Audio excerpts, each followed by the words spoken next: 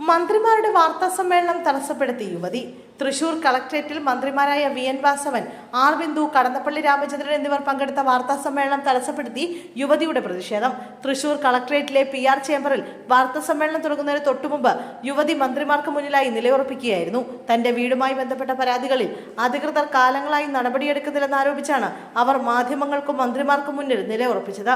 മന്ത്രിമാർ നേരിട്ട് അനുനയിപ്പിക്കാൻ ശ്രമിച്ചിട്ടും വഴങ്ങാത്തതിനെ തുടർന്ന് സംഭവസ്ഥലത്ത് വനിതാ പോലീസുകാർ എത്തുകയും പ്രതിഷേധക്കാരി അവിടെ നിന്ന് നീക്കം ചെയ്യുകയുമായിരുന്നു.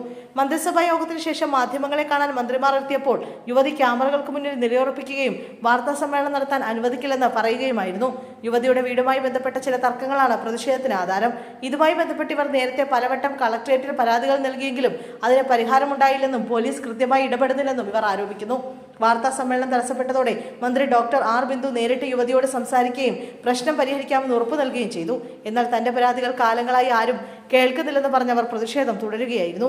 മാധ്യമപ്രവർത്തകരും മന്ത്രിമാരും അഭ്യർത്ഥിച്ചിട്ടും യുവതി മാറാൻ തയ്യാറാകാത്തതിനെ തുടർന്ന് വാർത്താ സമ്മേളനം തടസ്സപ്പെട്ടു. ഇതോടെ മന്ത്രിമാർ താൽക്കാലികമായി അവിടെ നിന്ന് മാറി നിന്നു.